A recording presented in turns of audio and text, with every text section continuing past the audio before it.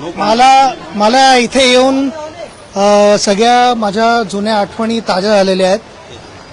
आठवतंय मला या ग्राउंडवरती मी इथे जया आणि गोपाळचा जो वडापाव मिळायचा तिकडे मित्रांबरोबर बसून तिकडे आम्ही संध्याकाळी वडापाव खायचो प्रॅक्टिस नंतर. तिकडनं आता हा एवढा उत्कृष्ट जिमखाना झालाय हे बघून फार आनंद होतो. आणि बरेच जण इन्व्हॉल्ड होते, कमिटी होती, सगळे इन्व्हॉल्ड होते. आणि खास करून जेवढं मला आता इकडे कळलेलं आहे त्याच्यात राज ठाकरेजींनी पण भरपूर मदत केली.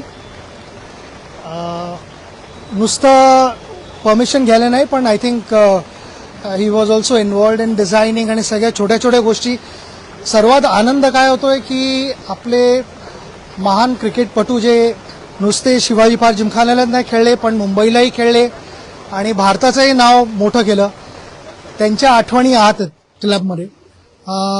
एक ट्रेडिशन जे आपलं आतापर्यंत शिवाजी पार्क जिमखान्याचं आहे ते रिव्हाइव्ह केलेलं आहे, तसंच ठेवलेलं आहे. आणि मॉडर्न गोष्टी आहेत. सर्वात इम्पॉर्टंट गोष्ट इथे मला बघून जो आनंद झालेला आहे तो मुलींसाठी इथे ड्रेसिंग रूम्स केलेले आहेत, चेंजिंग रूम्स केलेले आहेत. त्या मला वाटत नाही फारशा कुठे झालेल्या आहेत आतापर्यंत. माझी हीच एक रिक्वेस्ट असेल सगळ्या क्लब्सना आणि अथॉरिटीजना जे परमिशन देतात ते, की मुलींचा क्रिकेट आता पुढे जाते चांगलं. वेगवेगळ्या टुर्नामेंट्स इंट्रोड्यूस होत आहेत, तर मुलींसाठी चेंजिंग रूमसाठी तरी नक्कीच परमिशन मिळाली पाहिजे. नुसत्या शिवाजी पार्क जिमखान्या इथे आत त्यांना दिलेले आहेत परमिशन्स करायला ड्रेसिंग रूम्स.